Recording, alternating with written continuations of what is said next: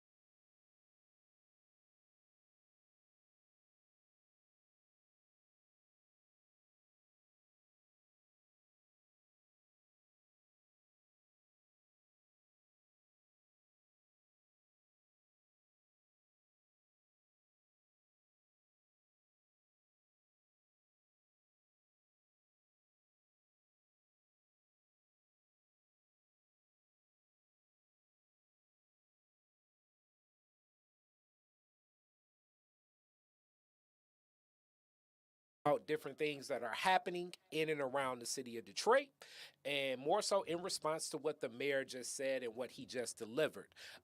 This is our first of many different platforms. And you know, when you're talking Detroit is different, you're also talking the collaboration of many of the partners of Detroit is different. One of the anchor partners of Detroit is different is Piper Carter. Usually on Tuesday nights, you can tune in and see the Piper Carter podcast live. And tonight, she's supportive of this mission and what we're doing for the state of the city response. Piper Carter, how you feeling tonight?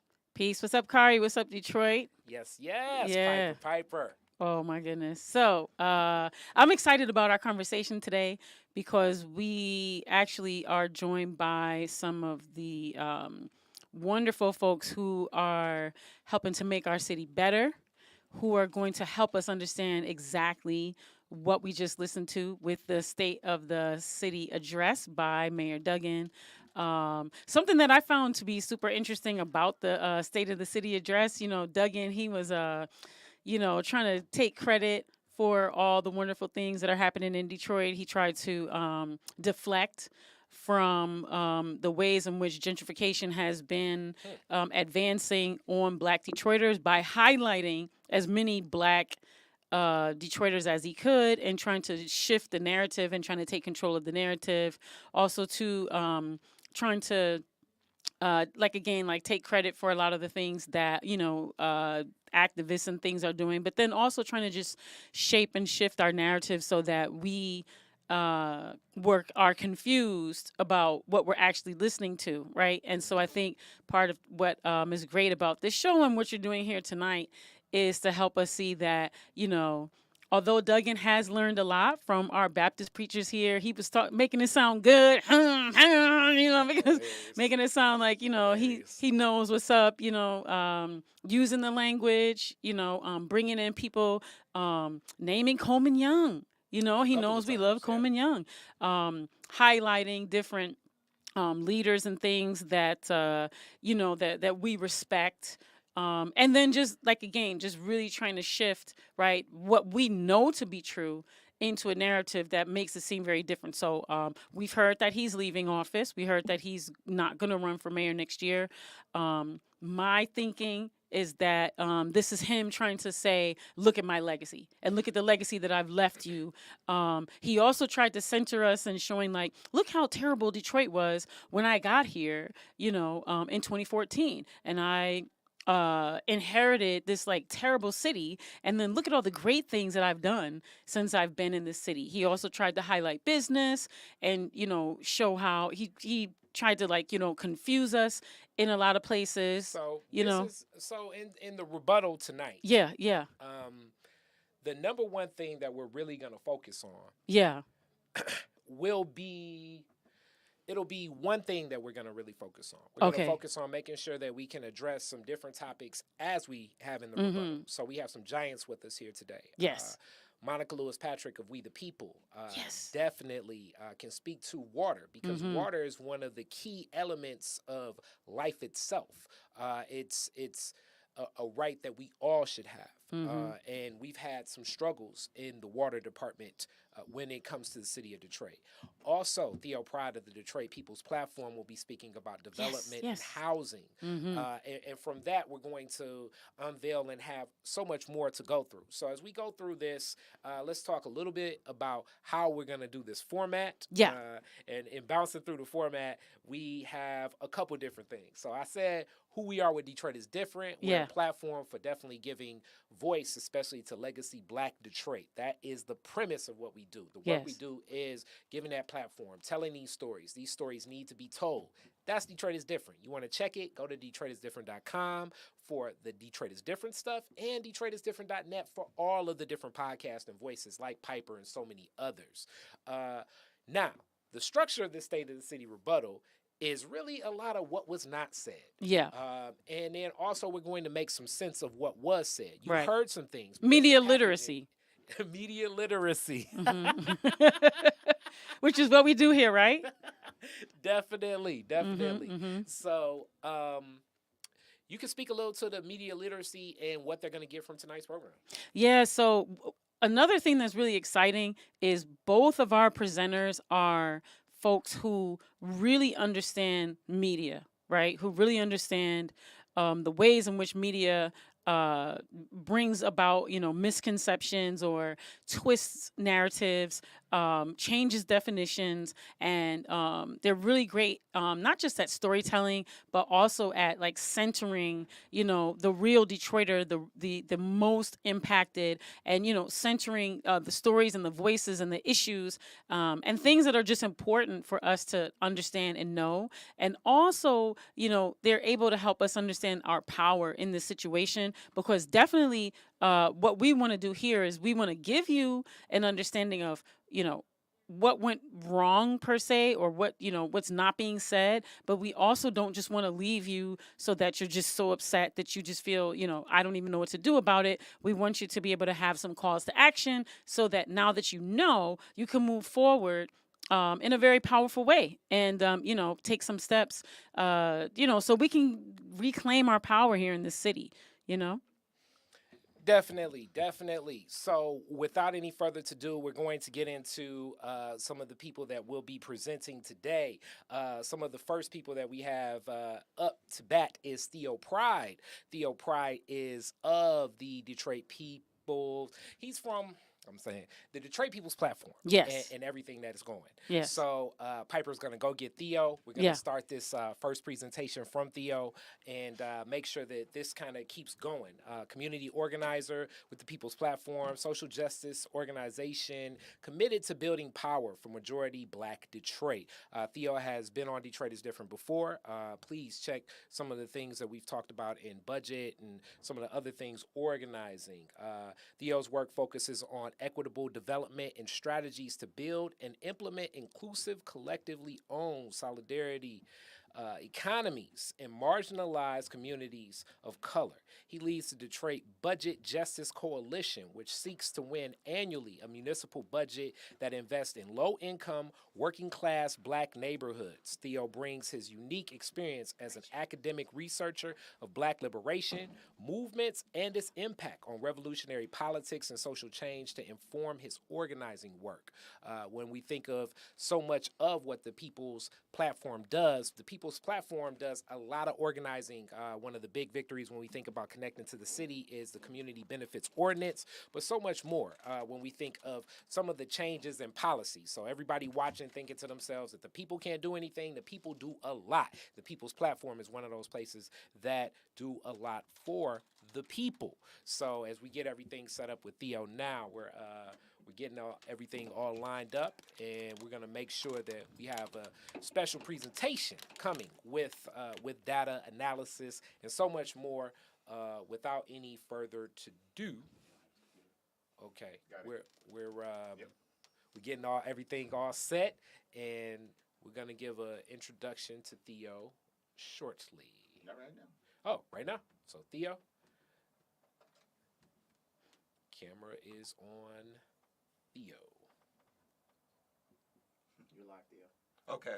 Oh, so I'm introducing myself? Yes, sir. Oh, You my did. bad, my I gave bad. a good Okay. introduction. I know what's going on. Okay. Yeah, Okay. Theo Pride. Thank you for the kind introduction. Just dropping a couple of, tidbits of information of what I represent and what I do. So Detroit People's Platform representative. I'm a community organizer with DPP. My focus is on equitable development. I'm just going to talk a little bit about DPP and what we do. We are a community-based organization, and what we do is we fight for power, right, in majority Black Detroit. And so we try to organize and work with majority Black Detroit to build political power to move towards, right, material benefits and material change, systemic change. We focus on a fight for economic and racial justice in the city, and we have a couple of core focus areas. We focus on affordable housing. We focus on transportation or transit justice. We focus on equitable development. That's my kind of lane, I guess you can say.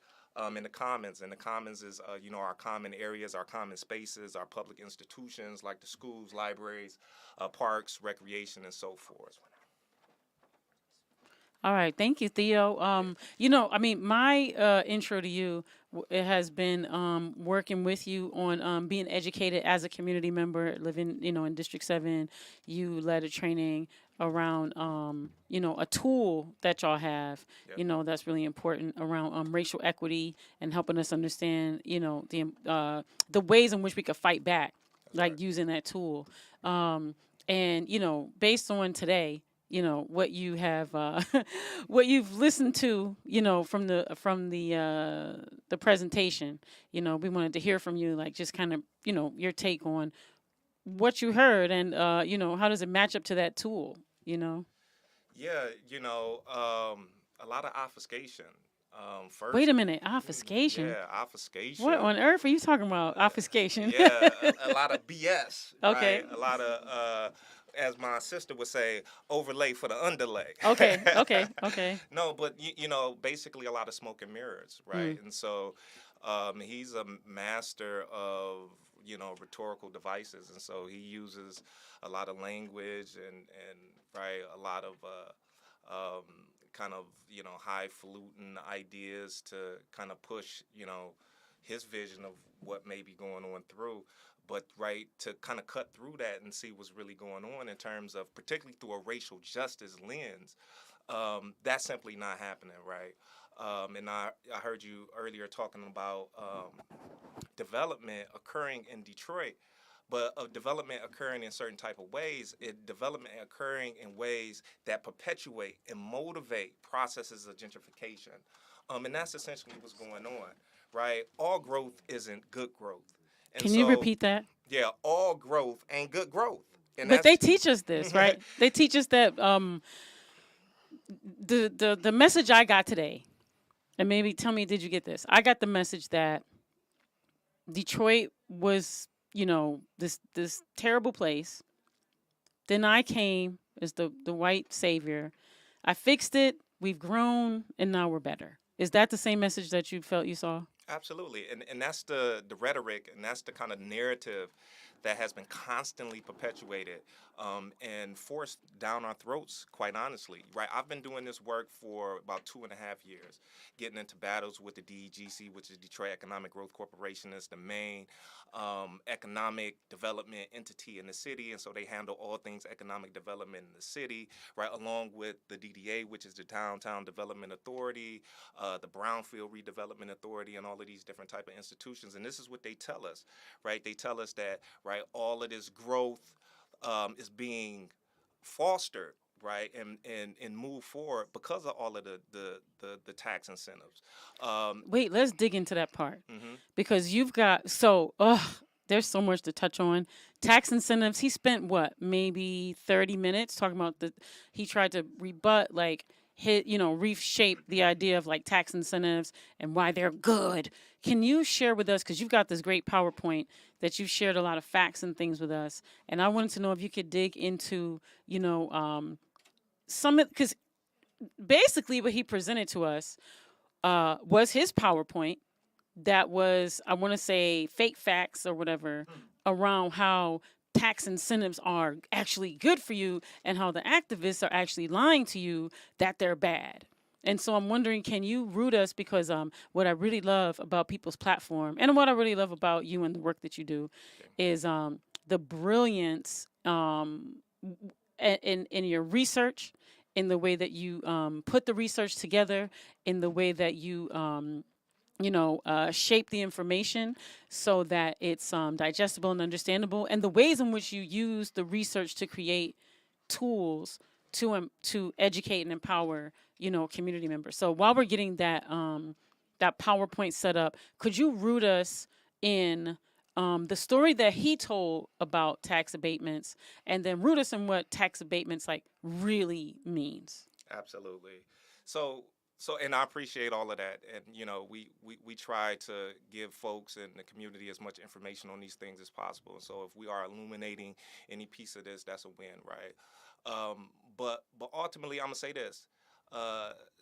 Tax incentives are beneficial. It's just a matter of who they are beneficial for, right? And the way in which tax abatements as a development tool is being used in the city is used in a way in which that is creating and reproducing, right, systems of racial inequity and economic inequity, right? And so Wait, repeat that, because that was a lot of words. Right. The way in which tax incentives, right, and tax incentives, particularly for development, is being used in ways that reproduce, right, the already existing systems of racial inequity and economic inequity. And so we have a whole bunch of racial inequality and white supremacist type of systems that subjugate and exploit Black people. The way in which tax incentives and development is being done in the city only further exacerbates those things. It does nothing to address it. It does nothing to erase it. It does nothing to fix it, and it does nothing to create alternative forms, right, that help us to move past it. Yeah, so we have your PowerPoint. So I don't know if you want to walk us through it a little bit. Yeah, go to the next slide. Right. And so the first thing is this, as we talk about incentives, right? He talked about incentives being kind of this main driver of all of the growth that we see in Detroit. And some of that is true, but what we're missing is this.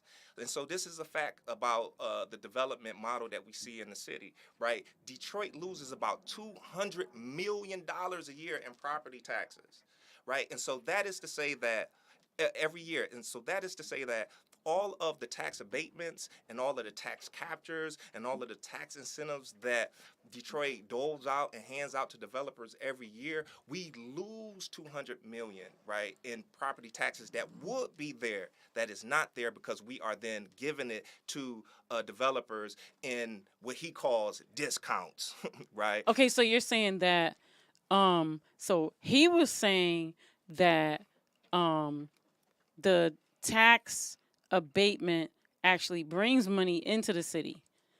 Can you just explained it, but could you just like simplify that for us a little bit to help us understand why that's not true? So this is the play on words, right? And so if you accept the premise or the assumption that development will simply not occur without the tax incentives, then you can then make that claim that the tax incentives then provide for us, right, development that then creates jobs, and those particular jobs then create revenue, right, for the general fund.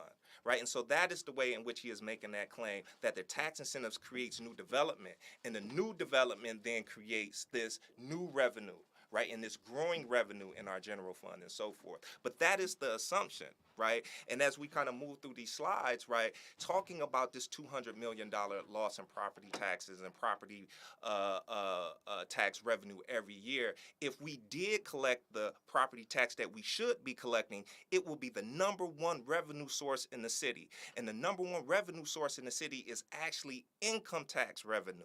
Right? You can look at any other city in the United States, and the number one revenue generator is property tax. And it's property taxes for a lot of reasons that I won't go into, but it's typically property tax because it attaches the growth of the city, the municipality, to the growth of the land. Right? The growth of the land. So as the value of the land grows, so does the resources, right? And the revenue of the city. And so what happens when you give that to private interests? You give the value of the land to private interests, and so now you need to make up that money somewhere. And how the city of Detroit makes up that money is through taxing workers. So it shifts the burden, the tax burden for the city from millionaires and the richest people and capitalists to, right, everyday average working people. And so in this way, Detroit's taxation system is extremely regressive, and it puts stress and the burden on everyday Detroiters, and it lifts, right, the tax obligations of rich white billionaires. Right. So they get the welfare and we pay for it. That's right. Okay. That's absolutely right. The other thing too is that tax incentives spur growth, but that growth does not primarily, and I want to emphasize that word, it does not primarily benefit Black Detroiters, right? And so people are benefiting from these tax incentives, of course. The Illages are getting filthy rich. The Dan Gilberts of the world are getting filthy rich. For a corporation, they are getting filthy rich, but the average Detroiter is not getting rich. And not just all these billion-dollar corporations, right? Suburban residents mainly benefit from the tax incentivized growth and development that we see in the city. For example, right, he talked about a lot of job growth, right? We're creating all of these jobs, but the thing is, Detroiters only get 25% of the jobs in Detroit. Only 25% of all the jobs in Detroit are actually held by Detroiters. A lot of people don't know that.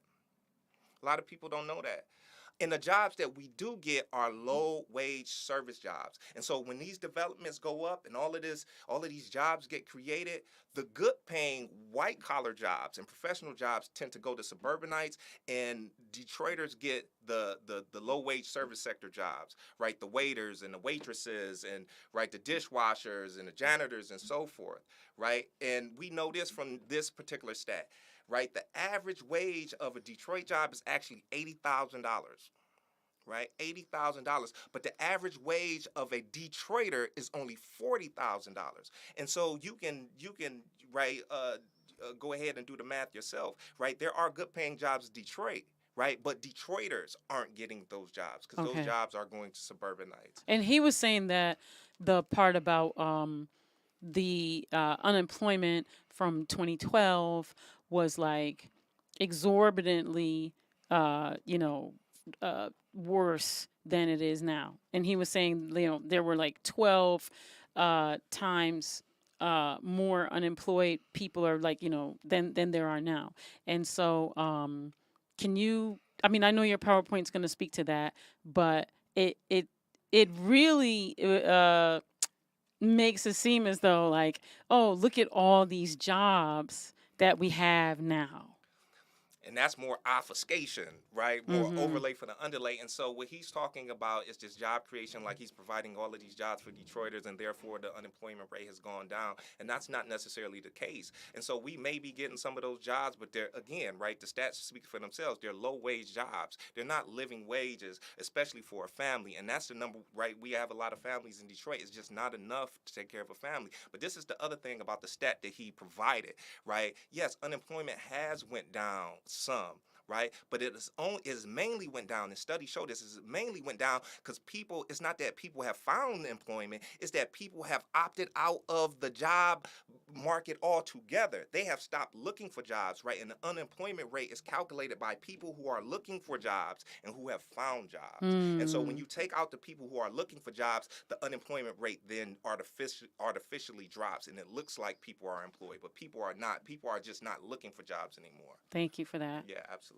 The other thing that shows that Detroiters don't primarily benefit from Detroit, and it's typically suburbanites and white residents in the city, is that Detroit Future Cities just did a report, and they showed that white income has increased 7 times the rate that of blacks in the last 10 years. Repeat that.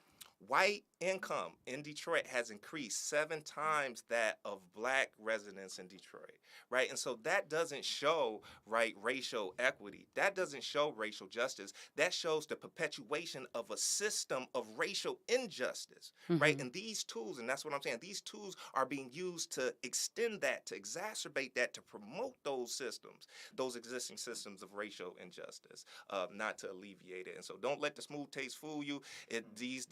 These programs and all that stuff he was talking about is not to help black people, even though black people may receive some benefits, like he put on the TV, black developers and so forth. But those developers do not represent the average Detroiter. Right. You got to understand that. That's simply black trickle-down economics. Somehow, if you create a bourgeois black elite class, somehow we all benefit. All the crumbs just somehow just fall off the plate of Oprah Winfrey and Jay-Z. That's not what's going on. No. Right. The other thing to bring up is that the incentives, like I said, people are benefiting from these incentives, but mainly they are the billionaire class. They are the Gilberts of the world. They are the Olympia. They are the Illiges and so forth. So the incentives are definitely helping, right, those class of people. And it's helping a particular area in Detroit, and we all see it as Detroiters. It's mainly helping Midtown and downtown and not the neighborhoods, right? 90% of the incentive dollars go to downtown and Midtown. That is where the incentives are being used to develop those areas, right? And while he did point out McNichols and certain areas, those make up a small fraction of all the incentive dollars being used to develop the city. The second thing is that, right, he pointed to a couple of black developers in terms of, like it's some equity in this whole process, right? Only the average incentive package for a black developer is $3.5 million. But the average incentive package for the city in general is $13 million. So that's even showing a disparity right there. It's like 10 times. Absolutely. That's showing a disparity right there in terms of who is getting these dollars. While some black developers are getting these dollars, they aren't getting them at equitable levels. Yeah. Right? When we look at how much tax money is being spent on development in general, right? And so a lot of those dollars are being spent right downtown and Midtown to build up, quite honestly, gentrifying white neighborhoods. Yeah. That are not designed for everyday black Detroiters. Right. Next slide. So just to talk about a little bit of what we heard, right? And so we heard a lot, right? Yeah. We heard a lot. And I'm not going to kind of swim through all of it, and I don't want to convolute the process for folks, right? But if we can just focus on 4 things. One is we heard everybody is benefiting from the growth. Everybody. Yo, mama, his dad, everybody. That's the story he's trying to tell. Exactly. Dexter benefiting, Brightmore, we all benefiting, right? So everybody is benefiting from growth. A second, Coleman Young. Oh, right? he said his name like exactly. so many times. How dare you say Coleman Young? Right? Oh, Kobe Young turned in his grave right now. Coleman Young name out your mouth, man. Yeah, so what you said, Piper, was absolutely true, right? He's trying to use our heroes. He's trying to use legacy Detroiters. He's trying to use, right, the average black resident in Detroit to then spin it Yeah. as if this is a racial justice project, and it works in that way. Oh Or it man. can work in that way. And Right. I've already laid out the way in which it is a tool of white supremacy. It has only exacerbated racial injustice and inequities in the city. But so the second thing, right, Coleman Young co-signed tax incentives. So, right, that means it's okay, and that tax incentives are absolutely necessary. They absolutely necessary. Even Coleman Young knew they was necessary. Yeah, he tried to pull that out the hat from 1981. Absolutely, like 1981, 1975, he created the DDA and so we'll see why that's a problem. But the idea is this: to try to lock us into the mindset that there are no alternatives. This is the only way to move towards viable economic development. Tax incentives is the only way in which to do that. The third one is large amounts of affordable housing is being created for everybody and everyone all across the city, all who needs it. And so affordable housing needs are being met by the city, right? For Detroit, the District Detroit, the new development downtown takes no money from Detroit. So because of that, because Detroit doesn't lose anything in terms of its general fund, right, it's a win-win for everybody. Why wouldn't we sign off on it, right? It's not taking any money from Detroit, and so we get this nice luxury development downtown. So it's a win-win. Next slide. So let's kind of sift through that and unpack all of that and try to get to the BS and all of that. Yeah. So one, right, rising property values will push low-income people out of the city, right? And this is what we need to know in terms of that first point. The city is... dig into that real quick, because he had a whole, I think, like 10 minutes where he talked about how he tried to make it like he was a champion, or that this is a great thing, that, you know, we've gone from we're like, you know, we've improved like black ownership, and we've increased, you know, property values, and now we have the highest property values in the city. So I guess on the surface that sounds good, but could you like dig into that a little bit, because that was a sneaky one. Yeah, that's a sneaky one, and that's the thing about it, right? Growth for growth's sake is not necessarily good. It has to be a plan around it, and it has to be used to improve the lives of everyday people. And that's not the way in which growth is being used. And so while property values are rising, that is not the question. To point to that as a win in and of itself is an insult to the average Detroiter. Right? Because the average Detroiter is looking like, okay, property values is rising. Right? We checking our pockets. How is that helping me? Right? And so you're trying to shove these lies down our throat. And so what's going on is that, yes, property values are rising, but it's not helping the average Detroiter. Why? Because the average Detroiter, right, is not a home owner. Anymore. Right, anymore. Exactly. We used to be the #1 city in the whole country in terms of black home ownership. But the city overtaxed us, right? White institutions of power, right? Financial institutions, took advantage, right, of vulnerable populations and basically engaged in a transfer of black wealth, right, from Detroiters, right, to the pockets of white wealthy investors. So that happened, right? So, but Detroit is still a majority renter city. And so what happens when property values begin to rise, and property values rise, but you have, right, economically vulnerable people and you have renters. Rent rises, and those renters get pushed out. And so what happens? And rent has risen exponentially. Exponentially, right? And studies show that, right, Detroit has a 20,000 home shortage. Detroit is short 20,000 homes. Right, and the University of Michigan just showed every year, right, 10% of Detroiters have no housing options but to leave the city or basically double up with somebody or squat. And that's what we're seeing. There are no affordable housing options in the city, and affordable housing is a huge problem in the city, right? The other one is the physical development. Without human development creates displacement, and this speaks to the gentrifying process that development is is perpetuating that I talked about. This idea that everybody's benefiting from the growth, that is not happening, right? Low-income Black Detroiters are being hurt from this process. And when I say physical development without human development creates displacement, is I'm saying that, right, you can create higher property values. You can develop a particular area, but if you don't develop, right, the population and build human capital, skills, knowledge, and so forth, they won't be able, right, to be able to participate in that type of growth. And Well, so, he did try to sneak that part in too with that workforce development and the job creation and the innovation center. And I know you wanted to speak on that, so definitely wanted to dig in that, demystify that piece, because that's a huge piece right there of work. see, but the thing about that too is that when you give so many tax incentives and you say you are creating human capital that then creates social economic mobility, that is undermined by the fact that you are disinvesting our public institutions like schools and libraries. That is the chief institution responsible for building human capital in the city, right? And so when you disinvest those particular, right, public institutions, what we do is we get a situation where we get a population that does not have the ability to access and take advantage and benefit from the growth that we see in the city. Right. The other thing, right, just to kind of quickly go through these, I know we're running out of time, right? Coleman Young governed through intentional. So he was talking about Coleman Young co-signing on the tax incentives. But the thing about Coleman Young, he governed through intentional white flight. And so he had to use different type of mechanisms, which he did, but he understood that they were temporary until the recovery.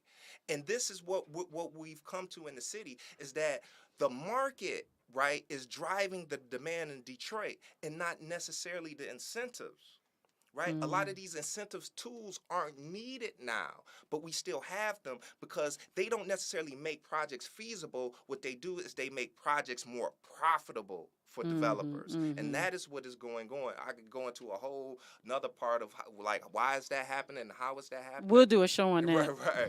The other thing, right, Coleman Young looked out for Black people too, and that's the other thing about it. Yeah, he gave some tax incentives, but he was looking out for Black people. Third, right, all affordable housing is not the same, right? He talked about all of this affordable housing being created. That's all fine and dandy, but unless the housing is 30% AMI, which is the area median income, it's not truly affordable for Detroiters. And so we're talking about folks making $15,000, $16,000 a year. It has to be 30% AMI. It's not truly affordable. And the only mechanism that really does that in the city of Detroit is the Affordable Housing Trust Fund. Right, it provides affordable housing to folks at 30% AMI or less. And so what did the mayor do in terms of funding that program? He only gave $1.8 million to that particular. So that's woefully underfunded, right? Yeah. The last thing, the district Detroit isn't taking any money, right, from the city. It is taking $800 million in public money. From the library, but public money in general is coming from is still public money. We pay into that. I'm the public, you the public. It's not like Michigan is another planet somewhere. We live in Michigan. That is still our money. We've paid into those public coffers, right? So state money is still being used to fund this thing. The other thing about it, when we look at the expenditures of the state, the number one expenditure is education.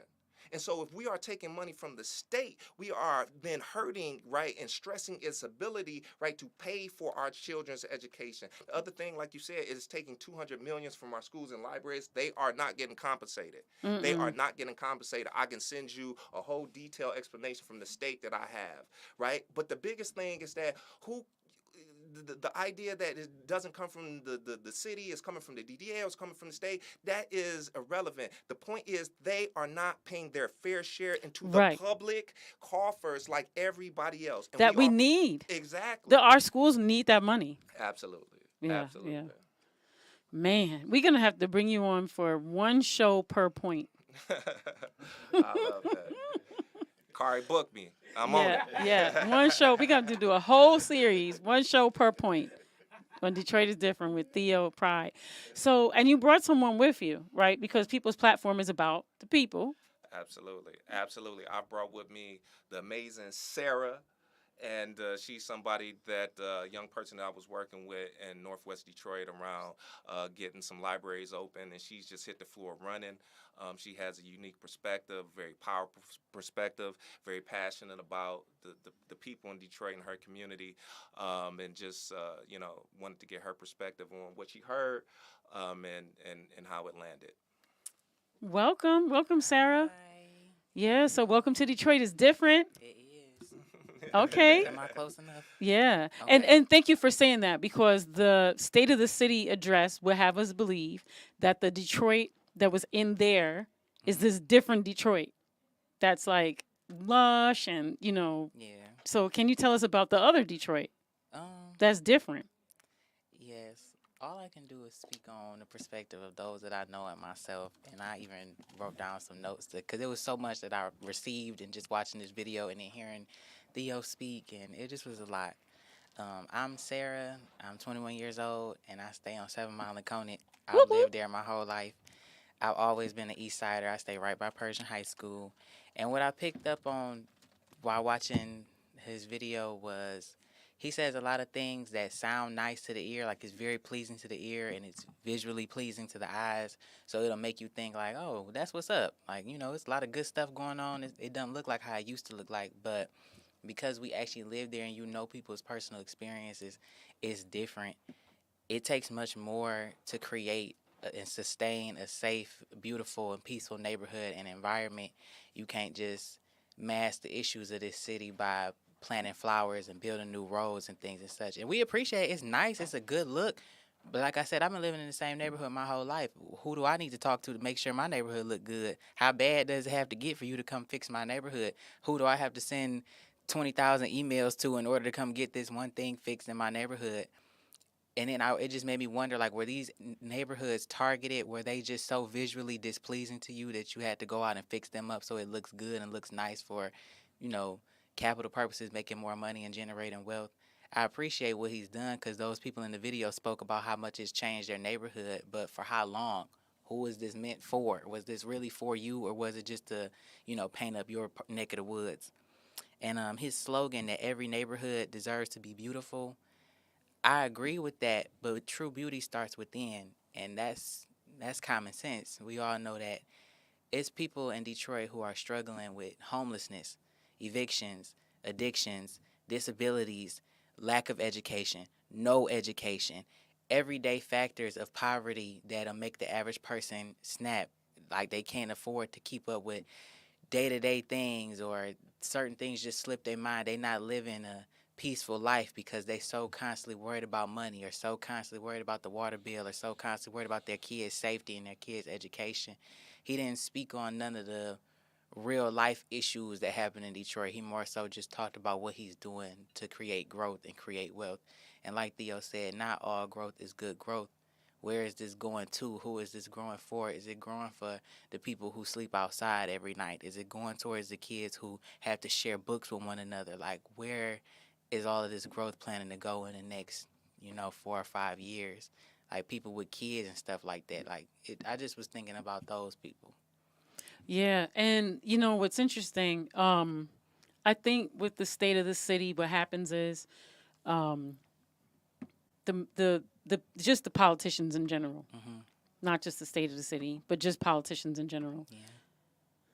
They think that the citizens don't understand. And maybe we don't understand, right? Maybe we don't understand because it doesn't make sense, right? And then we shouldn't understand because something that doesn't make sense, like it doesn't make sense. It doesn't.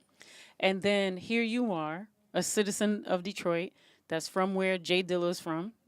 Shouts out, rest in peace to Jay Dilla, Coney Gardens. We know Coney Gardens, historical neighborhood, Persian High School. Yes, ma'am. I taught there for a little bit. Shouts out to all my students.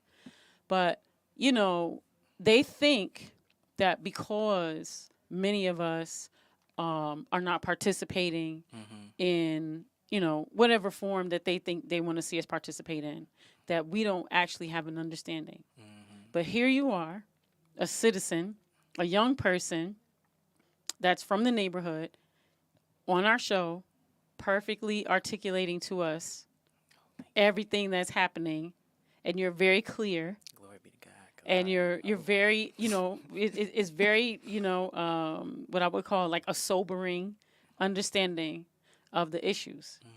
And I would ask, as a plea maybe from another community member, how are you able to have this kind of understanding and be able to cut through the ways in which how Theo was talking about, what's that word you said? Obfuscating? Obfuscation. What does that even mean? But help us understand, how are you able to like cut through all of this to be able to have this level of understanding so that you can be empowered to step into your power and then, fight for yourself and for your neighbors? Because this is what we really need, more people like you. So help us understand this. I could say for me, it's 3 factors. Like, I give all glory to God who was the head of my life. That's the only reason why I'm able to be where I am. Like, I'm very thankful and grateful for everything, all the doorways he's opened up for me. But my teachers, all my educators in my life, I went to Davidson Elementary for elementary and middle school. I went to Coralville for preschool and Cass Tech at high school. All my teachers and educators, all my black educators who pushed me to be a strong woman, to be able to speak. Like, I couldn't afford to play around in school. I had to know how to talk correctly because they saw so much in me. And also my family, just people who saw something in me and they shaped me to do it. But what we see online, it's more like manipulation. It's an emotional play on people's education. They know that the children in Detroit are struggling to receive proper education, so they automatically assume that you're ignorant, you don't know how to talk, you don't know how to look people in the eye, you don't know how to hold a regular conversation, you barely know how to read. It's an emotional play, and it's very manipulative because you may not conform to the system standard or what it is to have an education, but that doesn't mean you don't have a mind, and nobody can take your mind from you. And that's something that is very big on me because nobody can take that. What someone says to you, it might be something that you may not understand, but you digest it and make sense of it on your own time and ask as many questions as you have to ask because they have a right to answer you. You are a politician. You're my higher up. You're the city councilman. If I ask you a question, you're supposed to answer it to the best of your ability, and that's common sense. Can't nobody take that from me. And also, to Theo, I'm humbly under his wing. He breaks down a lot of, you all just heard him speak. He breaks down a lot of different things for me to make sure that I really get the facts and statistics of things. Anywhere where I'm lacking at, he kind of fills it in for me. Wow. Well, Theo just left out of here, so because we're going to bring in another guest. But now you're doing things with the People's Platform? Yes. Okay, yeah. So before you go, can you help us understand like how you got involved with People's Platform, and then help people understand how they can get involved with People's Platform? Because I'm sure a lot of people are wondering, right? Like, how can I get down? It started off with volunteer work, and I still do mostly volunteer work. If you just have a heart to give to your community and want to know more about your community, then branch out and reach out. I got invited through Theo's nephew. His name is Terry, and that's like my brother. He just had a son, and just shout out to him. Shout and out. the baby. I love him. But he invited me to a meeting surrounding the library issues, and I had no idea what was going on in Detroit libraries. When I was younger, I used to go to libraries. I had a library card and everything. I was cool. And so when I heard this, I was like, okay, what's up with the libraries? And he told me that we only had about 7-something libraries or 15 of them. Like, it was a very low number from what it was. And that was my start. And he just started filling me in on the things that go down in the city, like budget cuts, tax abatements, what those things look like and how they affect the city. And Detroit People's Platform, the whole team is cool, like Linda and Kia and Samara. Yeah, shouts out to everybody. Yes, and Renard. I love all of them because they work with you to grow as an organizer. They fill you in, and they also put you out there with the people, like get you trained up with talking to different people and being comfortable asking different questions, and also just inviting you to things like this. Like, I'm so grateful to be here because this is my first time. Okay. Well, hopefully it won't be your last. So we want to thank you again, for sharing your story and, letting us see like all the beauty right, that exists in Detroit Yeah. in terms of our citizens, in terms of our neighbors, and in terms of people that are speaking up and not afraid to speak up. Hmm. So thank you for the work you're doing. Thank you for having me. And one more thing, you can follow Detroit People's Platform on Instagram, Facebook, and their website is Detroit People's Platform. Okay, thank you so much. Wow, this has been really fruitful, to hear from Theo. Really appreciate that he was able to come by and like break all that information down for us. I've had trainings from him before on People's Platform Racial Equity Tool. It really helped me a lot. I do a lot of training with them.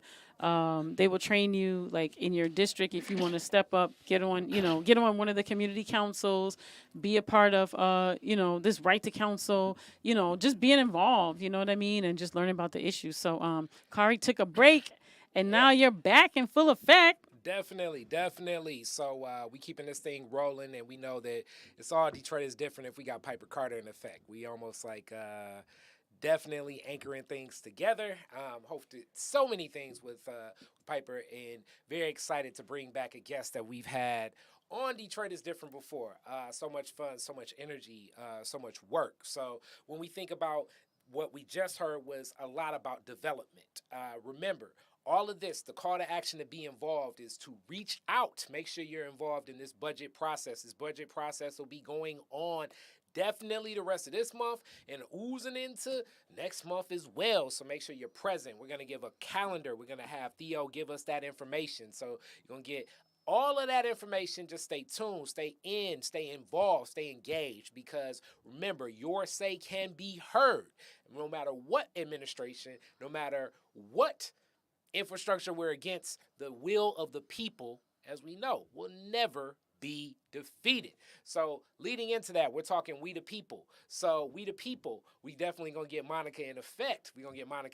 So You got her bio? yeah, I got her bio up. So we're gonna break that down, but we're gonna go get her too. So Yeah. Monica Lewis Patrick, President and CEO of We the People Detroit. Monica is an educator, entrepreneur, and human rights activist known as the Water Warrior. Monica Lewis Patrick is actively engaged in the struggle to access safe and affordable water and under-resourced communities. So basically, like, really empowering people with water. In 2022, Lewis Patrick joined the University of Waterloo as a, oh man, I'm about to kill this whole term,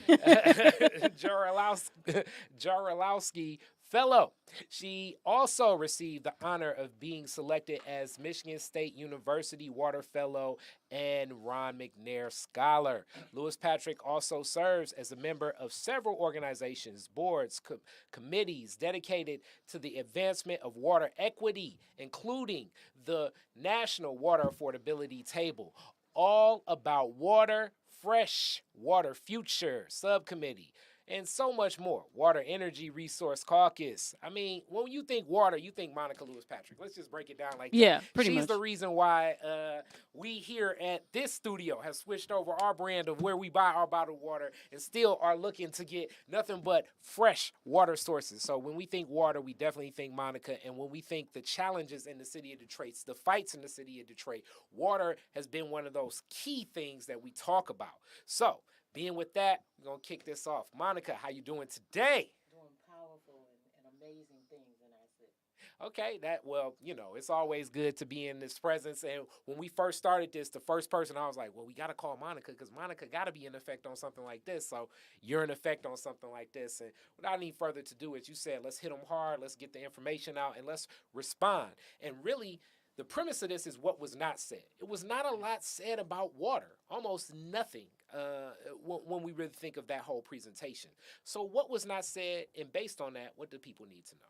Well, what we know is a couple of things. One, that we are sitting in a city that is really deeply struggling around water equity, water justice, but specifically around water affordability. We know that right now in the city there are over 60,000 households that are struggling with the inability to afford their water. We are actively working to push the administration and DWSD to ensure that the dollars that are available right now, those historic federal dollars that have come into the city, that it is a pathway to make sure that Detroiters, one, can keep the water on, And then we hope to be able to advance it in such a way that we can create jobs, contracts, and training for the residents of Detroit to be able to thrive, not just survive. All right. So when we look at We the People, we're looking at an organization, as we say, community activism, holding DWSD and the city of Detroit accountable for what's happening. The Lifeline, the Lifeline Plan enrollment period has been extended. What's the Lifeline Plan enrollment? Well, what we know is that there was a plan in 2020. The mayor of the city of Detroit actually made a commitment that he would no longer participate in the shutting off of water, that the city was going to move in a direction where they would have a plan that would sustain water access for the lowest income residents in the city that were struggling with that particular issue. What has happened since then, we are proud to say, because of community organizers and water activists, we were able to encourage not only the mayor but the governor of the city of Detroit, of the state of Michigan, to enact the first moratorium during COVID.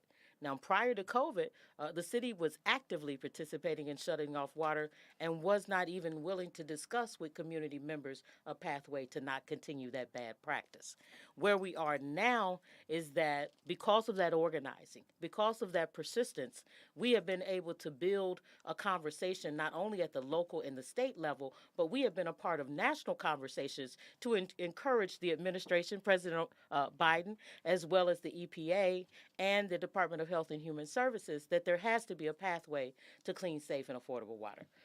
Okay, a moratorium. Just break this down for me. I may be a little slow. What is a moratorium and how does that impact people? A moratorium means you stop doing something that you've been doing. Okay. And so what we saw happen is that during COVID, we saw the city stop shutting water off on residents because they could not pay. And then what we saw happen is that there was a period during the COVID pandemic where there was at least $25 that the state was giving to the city to offset the expense for those individual households to make sure that water could be sustained during the pandemic. Remember the period where we had to wash our hands, properly sanitize, all of that good thing. I hope Lifetime. we are still there. Well, we hope so too, but for some reason, showering. for some reason, in many communities and cities and states, there is no longer a commitment to make sure that water is accessible, even though we're still seeing the upticks of COVID and other infectious diseases. And so what we know now is that in January the 1st, 2023, water shutoffs were supposed to begin in an aggressive manner. Because of community organizing and water advocates and activists, we were able to convince the Department of Water and Sewage to be able to extend that moratorium. So right now what we have is a rolling moratorium, but it didn't come without a fight. Okay. So All right. can you just break that down with the rolling moratorium? Well, the rolling moratorium is this. Once the city and the water department got so much resistance from activists and organizers around the fact that they were going to go back to shutting off water, even knowing that many families couldn't afford it, we were able to convince them to expand that. And so what they're doing now is if you call Wayne Metro and you begin the process of even applying for the Detroit Lifeline Plan, it will put you in a holding pattern where your water won't be shut off until they can process your application. Okay, right. thank you. So in this, you have some information that we're going through and we're going to bounce through with everything. We have your big facts on water. Right. Detroit, let's see. Detroit needs $40 million per year to sustain the Lifeline Plan. Thank you for giving us that raw data because that crystallizes what that is just moving forward as of right now. And that's based on the amount of residents that are here, I'm guessing, or like where is that? How do we know that that's the number, and how do we know if that'll go up or down, or like what could change that? Well, that could change that. What we know right now is this number of 40 million is a number that has come from Mr. Brown himself.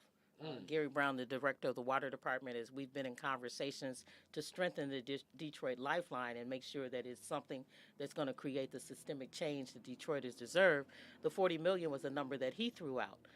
What he told us even a couple of years ago that it takes $1 million to help 1,000 families. So if we on average right now have about 60,000 households, which equates to about 40% of those that are that have water services in the city, then that is equal to the number or the percentage of those living in poverty. 40% of Detroiters live in abject poverty.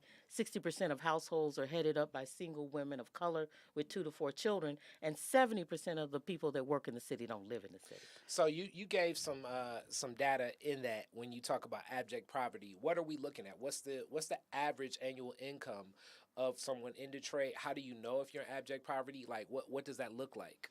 Well, the average Detroiter's income is about half that of the rest of the state. So it's somewhere, the rest of the state is somewhere in the ballpark of about 56,000. Detroiters is somewhere in the ballpark of 26 to 28,000. Okay. The average pensioner is receiving about $19,000 a year, and then many of them saw a clawback of their annuities. They lost a significant part of their health care, and they've lost anywhere from 11 to 22% of their pensions.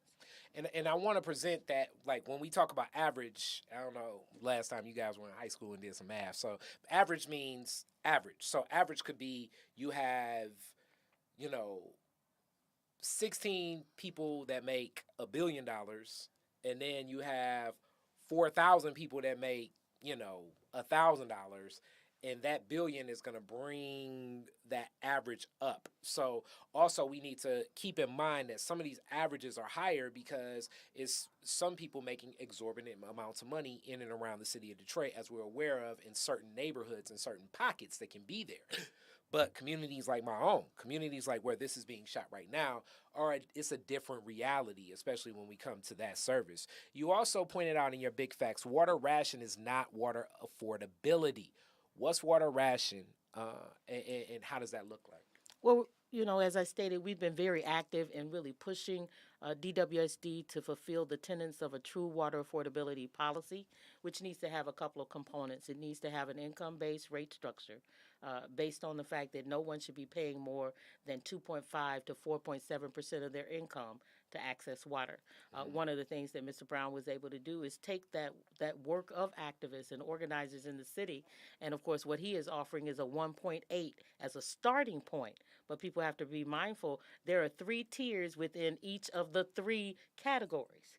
And so you start off at $18, but then what we know is that as your income goes up and the number of persons in your household goes up, then your percentage of what you're paying goes up. The second piece of that is that we know with water rationing, where we're concerned, is that right now, Mr. Brown and the Water Department is touting that there is 4,500 gallons per household for a family of 3 is what it started out being. We, the people of Detroit, along with other water advocates, we fought for the number to be increased to 4 because the national average of a household, as they are looking and compiling data, is a household of 4, not 3. But the other thing we press them on is the fact that in that 4,500 gallons, what it's going to do is that each additional person that's added to that household will be allotted 1,125 gallons for the month. That equates, and this is why people have to pay attention to the numbers. 1,125 gallons sounds like a lot of water until you put it into context. Well, what that means is you're allotted 37 gallons per person per day. That is woefully low when you look at it in comparisons to the national average. On the national average, usually the daily allotted amount of water is anywhere from 55 to 80 to 120 gallons per person per day. So when you're saying that we can only be allotted 37 gallons per person, let's talk about what that looks like. It takes about 17 to 20 gallons to flush your toilet. Wow. It takes about 32 to 35 gallons to fill your tub. So when you start putting it into context of what it takes you daily to manage your hygiene, to manage your daily household, to prepare your food, to properly sanitize, and to flush your toilet, and let's not even go to heating your homes in the middle of winter with boiler systems that need water. So that's unique. Another point that you have out in your big facts are 11,490 households enrolled in the Lifeline plan, yet that does not reach the initial projection of 20,000 families who need the support. So we're about looking at roughly, let's say, 8,500. Well, really, I guess we can get 8,510 households that should be a part of this Lifeline plan. What's been the stopgap? Why is this 8,000? Why are these 8,000 homes not a part of this Lifeline plan yet? Is it more so like people aren't enrolling, or people being rejected? Is it just lack of awareness, lack of delivery? Or what's happening? It's a little of all of that. Okay. We know that the program rolled out back in June, about 6 months ago. A big issue with the program was that the program was rolled out on the premise that communities had been engaged in the process. So there was a lack of transparency, a lack of honesty. There was a lack of collaboration with true community partners to give the substance to the creation of the plan that it deserved. And so we have spent the last 6 months really building accountability and greater transparency with the water department. One, to hold them accountable. Two, to make sure that the plan that they were offering wasn't trickery or wasn't deception, but it was really something that was truly going to create systemic change. And then we often have to remind folks that Detroit was the architects of the first water affordability policy in the nation. So we're not unfamiliar with these particular kinds of policies and their developments. It was the Honorable Councilwoman Joanne Watson and the late Honorable Marianne Mahaffey that were the legislative champions, along with other water advocates and groups in the city of Detroit, that created that template. And so now to continue to find ourselves after places like Baltimore, Philadelphia, Chicago, some of those similar cities with the same kinds of issues and systemic poverty, have been able to implement a policy that we still are trying to operationalize even into this very day. And the last big fact before we get to the next slide, Wayne Metro needs administrative support. Yes. 4,940 applications pending approval to become enrolled in this plan. So that kind of just definitely goes to right what you said, like the capacity and the infrastructure of processing a lot of this. And these are some of the questions that a lot of Detroiters have had as we get into definitely what the community heard from this. Political posturing is taking precedent over the true well-being of Detroit residents. Investment in city beautification and cosmetic upgrades on the water. No mention of how the city will ensure all Detroiters maintain access to water. So the community did not hear any investment into what's going to happen to water.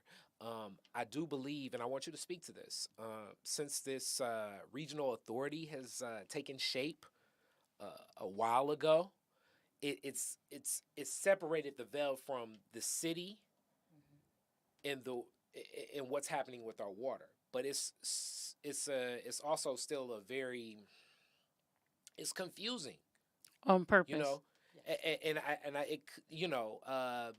Piper's saying on purpose, and I'm just going like, is this the water department? Is this regional authority? What's to say of the regional authorities' impact on the city and vice versa?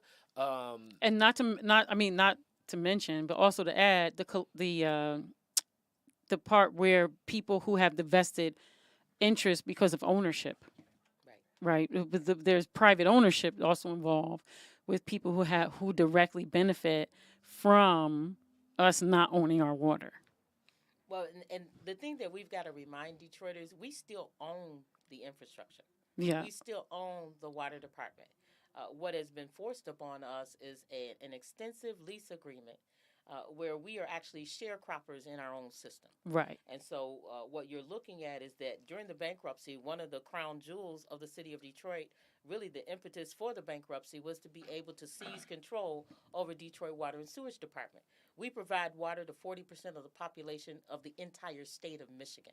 We were legislated by the state of Michigan to build this infrastructure out because Detroit had the only financial wherewithal to do so. We had the only city with the bonding capacity in the entire state to build this system out. Wait. When you say that we had the bonding capacity, can you just for if people don't understand what that is? Our bonding capacity, basically your bonds are based on your ability to pay your bills, your credit rating, your population, the ability to generate revenue, the housing stock in your community. So at the height of the building of the water infrastructure that now services about 40% of the state, we had at one point 2 million residents in the city of Detroit.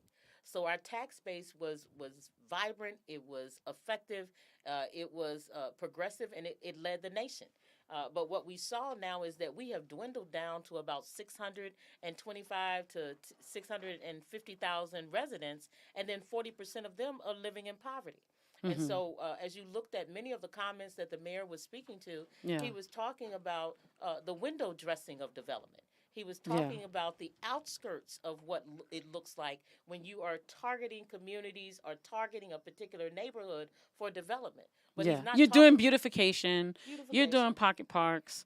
You're That's right. you're giving these tax abatements to these developers that are doing things downtown, but then you're giving maybe nothing close to, he highlighted black developers that are doing these apartment buildings that are putting in like 120 apartments.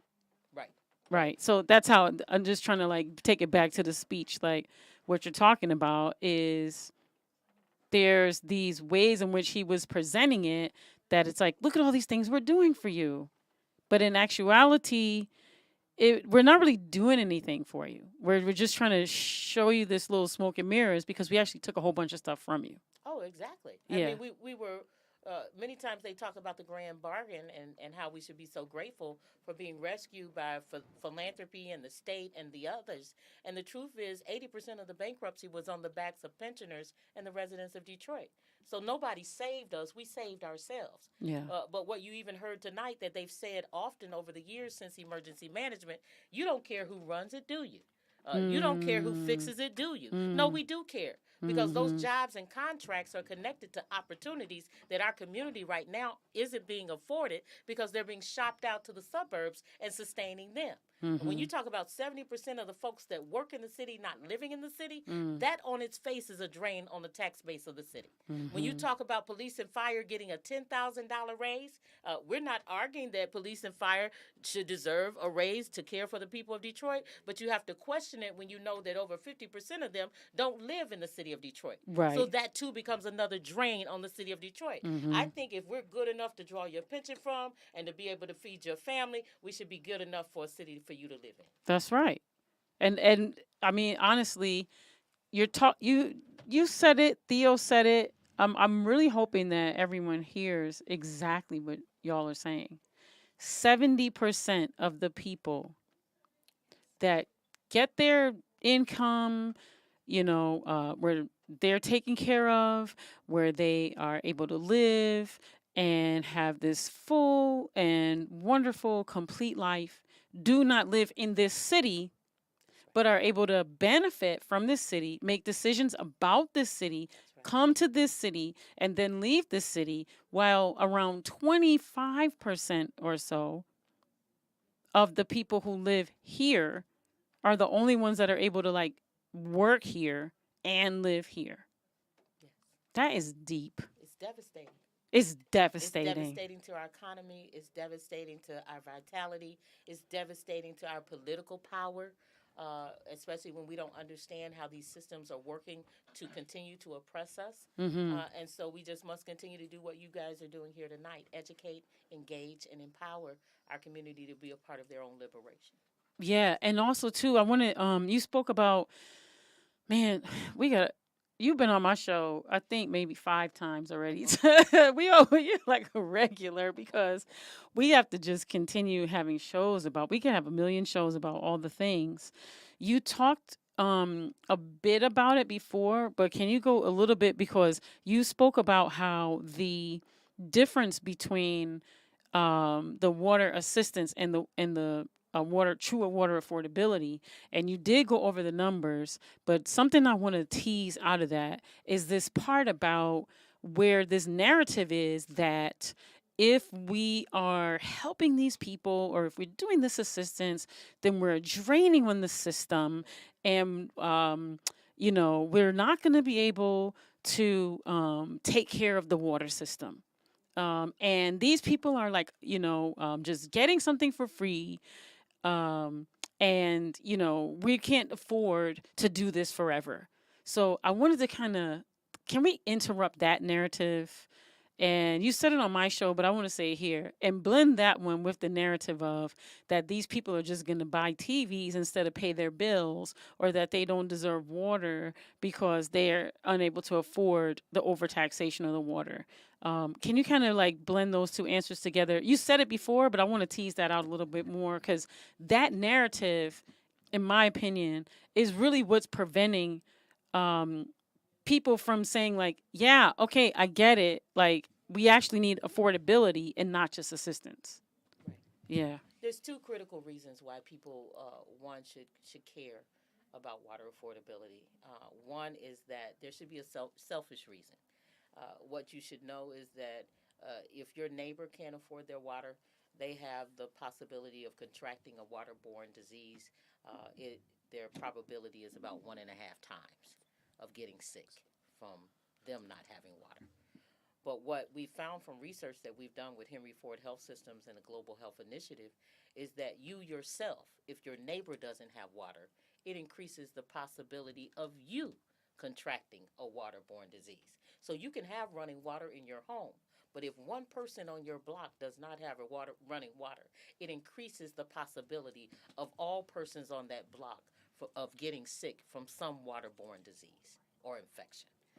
The second piece of that people should care about as it relates to water affordability is that there's this misnomer that somehow that if they don't pay their bills, they're gouging the rest of us. Well, what we know based on economists like Roger Colton and many others across the nation, if you give folks a rate that they can afford and they pay that rate, you're actually recovering more resources into the system than you would if you give them a rate they can't afford. So say, for example, you give me a water bill for $150, and I tell you, Piper, I can't give you $150, but I'll give you something on it. I'll give you $75. Then you've recovered at least half of what I owed you. But if you give me a bill for $300, and I tell you, Piper, I can give you $75, and you say I either want $300 or nothing, then what do you recover? You recover nothing. And it actually costs you more money to turn water off and restore water than it would cost you to maintain sustained access to water. And so what we're advocating for is that sustained access for good public health and also for the economic wherewithal of the system. So it's good on both ends. It's a win-win. Yeah. And Khary wanted to jump in on this. Yeah, definitely. And this is some great information as we're bringing back Theo to speak a little bit in reference to this. This is a powerful panel. This is the first time we're doing it. We working through the semantics of this all, and it's tight. We got the whole studio in production in effect. Thank you so much, Piper. Thank you so much, Monica, as we get everything tightened with how we're delivering things. And it's a couple different things that I want to speak to. It's a couple key issues that were spoke to right from the mayor. So I want to just give you all like minute response, almost like it is the city council rebuttal or something like that. Oh, we can't give them 2 minutes. Yeah, we can give them 2 minutes. Oh, y'all gonna treat us like Wow, the 2 city council? minutes? Yeah. So You like know it's what? Christmas. Okay. You know what, though? That's going to be another teaching. Right. We're going to Well, teach people we how gonna to do give their 30 ourselves 2 seconds. minutes, yeah. Oh, you guys So- we had some 30-second response. oh, for sure. You All gotta right, be on so point. so as we get this set up, just making sure the microphones and everything is on point. We we would like to highlight a couple different things in this that were spoken to, and then kind of brought about. One of the things that was spoken about was just how this budget is derived from. So if people are unaware, the State of the City address and what we're speaking about, the city of Detroit has about a $2.6 billion budget. Right. Of that budget, the mayor gave a presentation about it Friday before the council of the whole city council, and connecting to that, it was saying like, maybe about $14 million to use, not including these ARPA funds. All right, so first, when we think about that much money, that's a good amount of money because ARPA funds is almost like $1 billion. It's about $850 million to be used for, as they would say, like one-time things, because this money will not be continually and perpetually paid for. A lot of the programs that we're talking about need to be continually budgeted for and set aside and things like that. Now, as this is happening, there are new departments being spoken about, like this animal rescue program. The Greenway program will definitely need a lot of sustainability to keep things going, because it's even public parks out there that are, just now getting back to some of that investment. But this Greenway is so massive and so big. So really, the first question that I have is the money in our water infrastructure for Monica. The water infrastructure itself, in the support. We think about the flooding and different things that happen, and you just spoke to what it can be like to go without water and how much water we're using. Where's the state of our water infrastructure? How much of that is actually on the city of Detroit when it comes to this Great Lakes Water Authority? Because that was always my biggest question. Well, Great Lakes Water Authority is always going to be an issue and a thorn in our side because we have an inequitable and unfair lease agreement. I mean, we should be getting and retrieving about $215 million annually, and we're getting a little bit more than $33 million. So 1 second, wait, time out. I'm a numbers guy. You said 215. 215. All right, so if you know that, that's like 215. So that's almost like, that's such a big pie. And then you said about 33. So when we look at that, that's about $85 million that the city of Detroit is owed for being a part of a regional structure. And $185 million for a city that basically right now we're told only has $14 million of a budget to work with. That's $185 million that the city could have access to do some things. Why is that happening?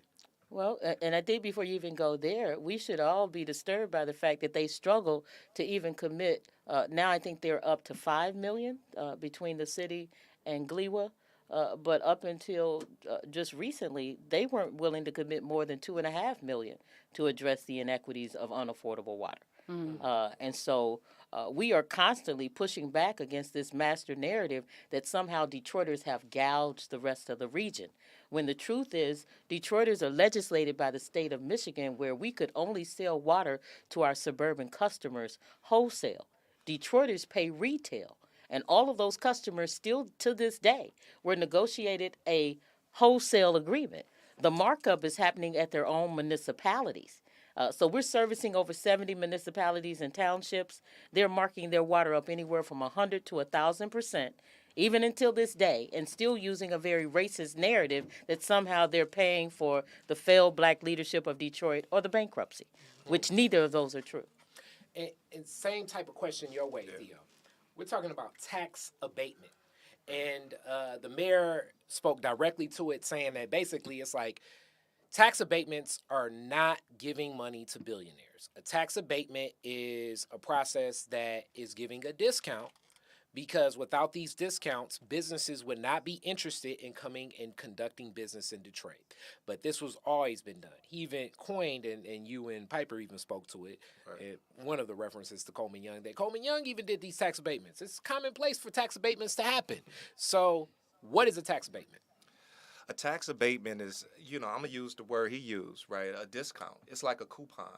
Right, a tax abatement is the ability of the municipality, the city, to reduce the amount of taxes that a developer or a property owner pays.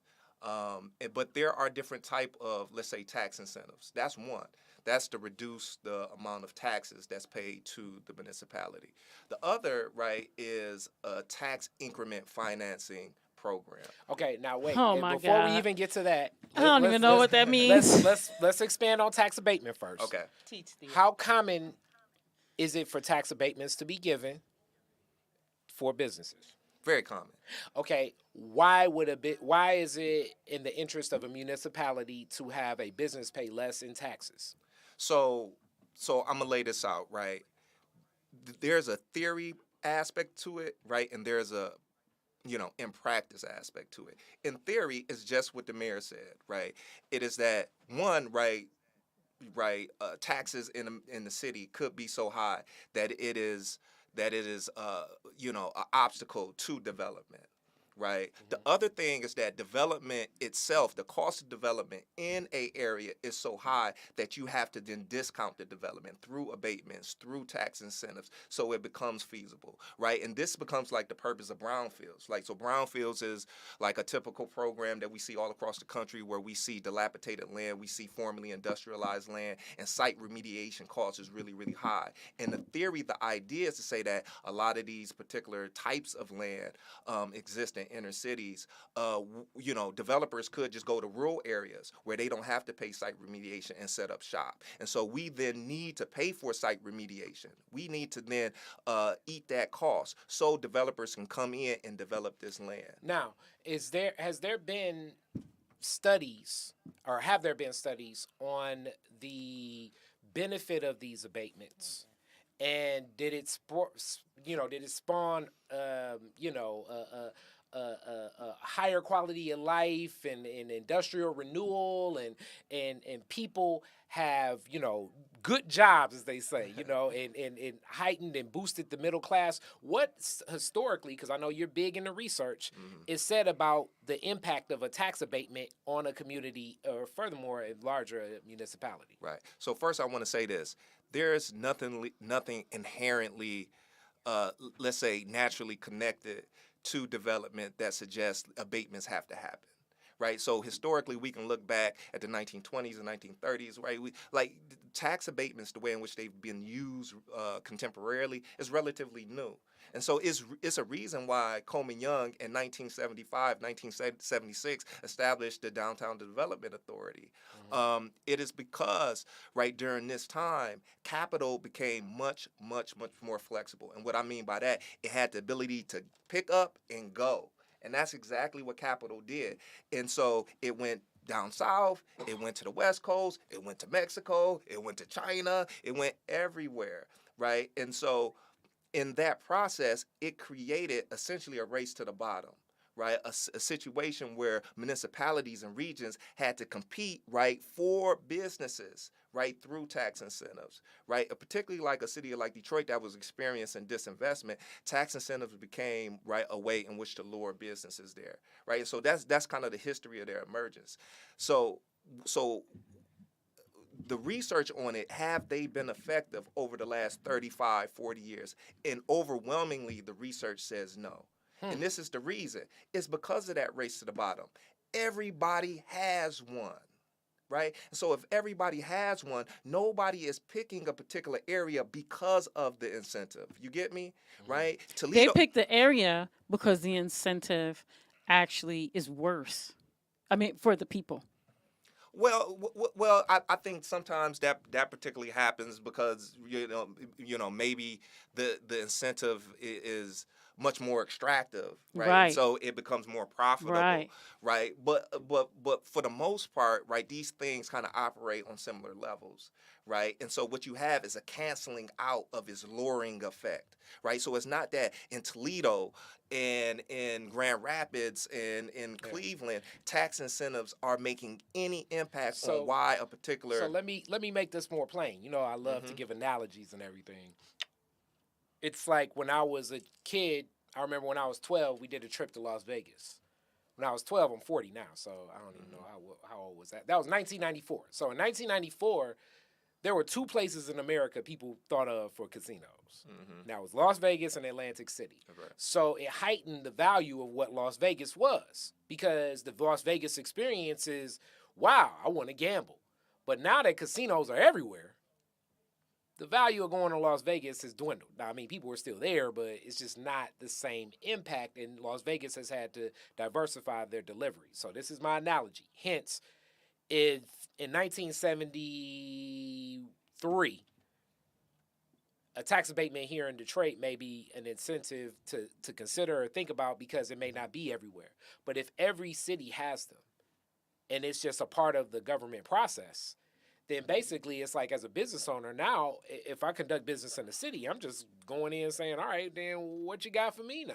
Yeah, that's what it is, right? But I think we have to put it in context to what was happening in the city.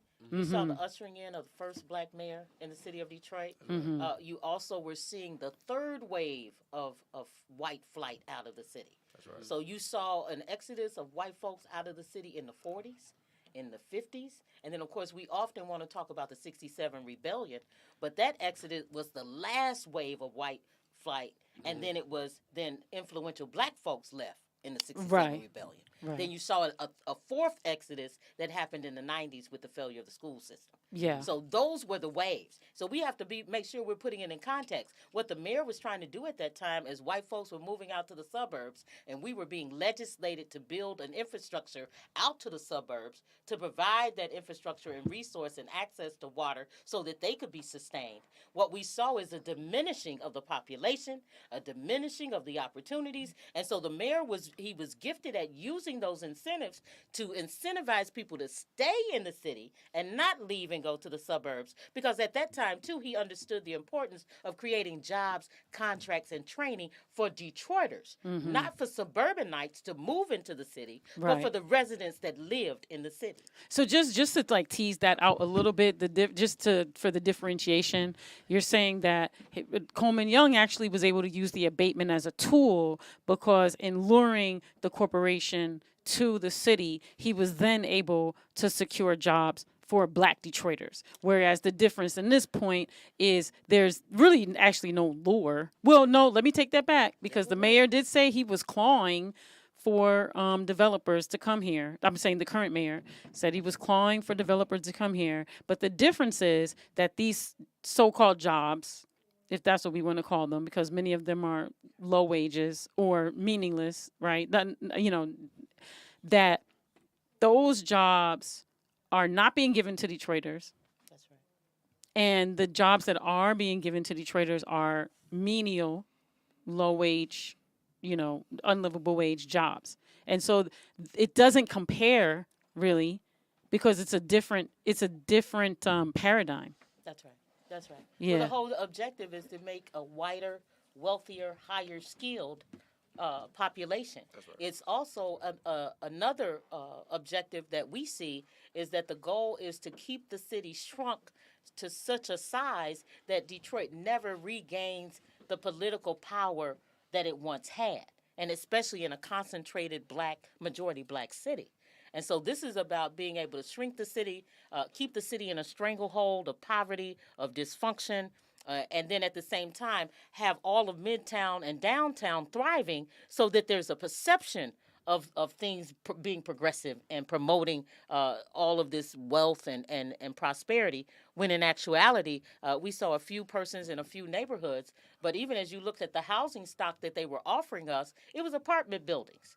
Not single dwellings. It was apartment buildings. It was apartment buildings. The ones for black developers to build, right? Like Exactly. 150 apartment buildings, not I don't know, like anything that was gonna benefit, you know what I mean? Like people to be able to, have jobs or, be like they say, contributors to the economy. We just went to the hearing last week, and they had a couple of guys, young black guys. Shouts out to them, because they just are in a program, a workforce development program.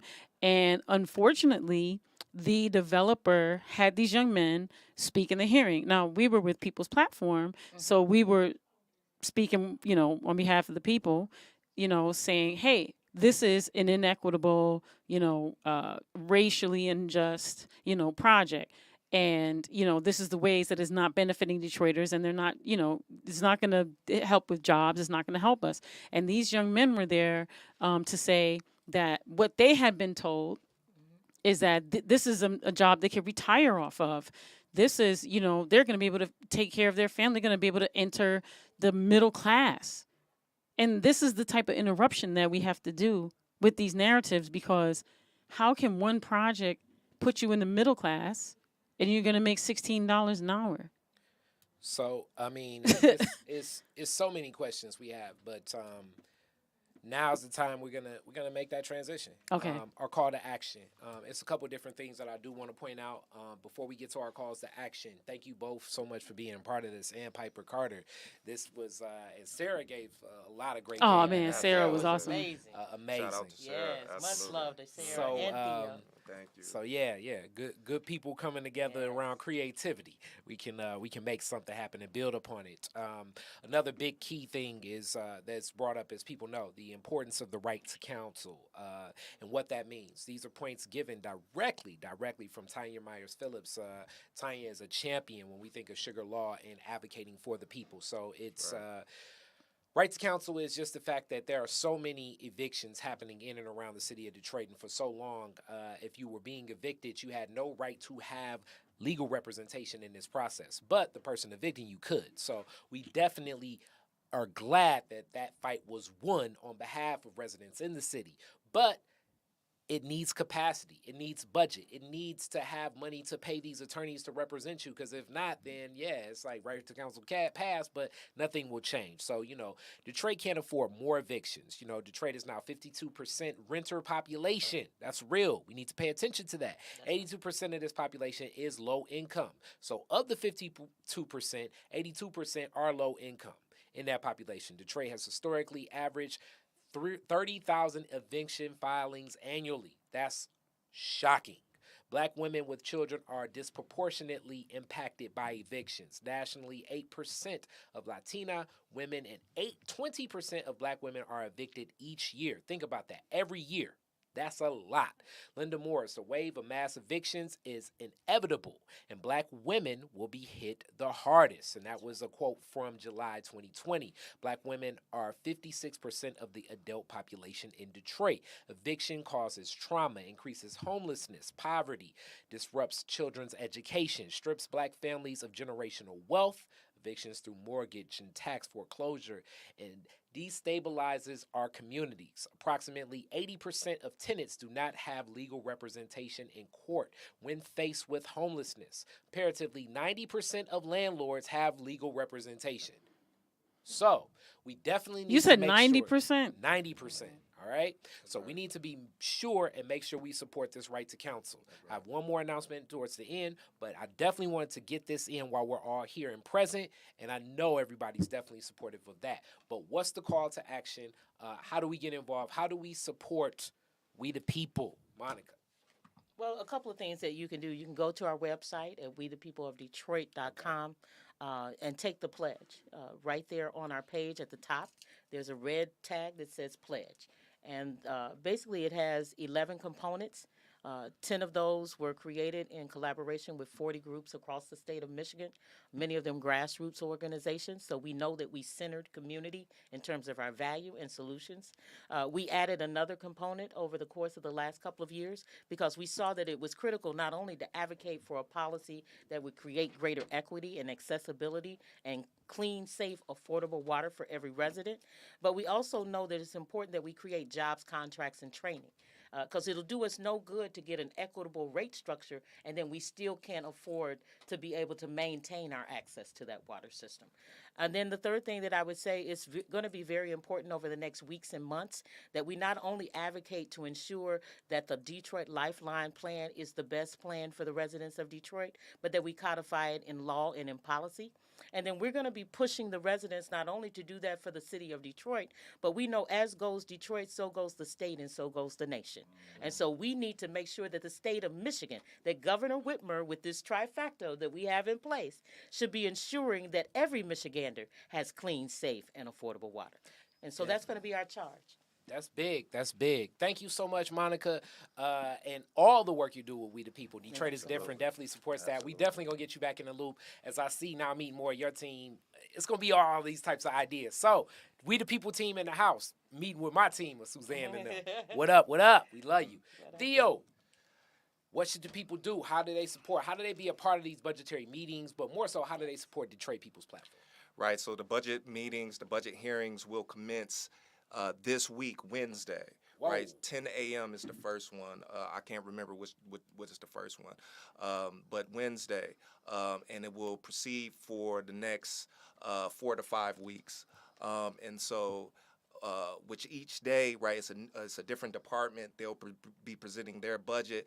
I would implore people, right, to get a hold of the budget information. You can go on Detroit People's Platform website to get that information. We've laid it out in a really, really accessible way to make it easily readable. And so you can see which department shows up on which day. And if those particular buckets or those particular programs concern you and you want certain type of allocations around those particular services and programs, I would show up and I would advocate, right, for those particular programs, and I will hold folks accountable. And this is really, really important. And this is what we do at Detroit People's Platform. We try to encourage people to use and lean into their political power. Yes. We have power. If we work together, if we work collectively, and we pull on the right levers of government, right? And this is one. The city council is ultimately responsible, right, for the final budget. They have the ultimate power in the final budget, but they typically never exercise and use that power. And if residents and if Detroiters are concerned about that, the fact that whatever budget that the mayor typically proposes, the mayor gets, and that's what has happened since I've been doing this work.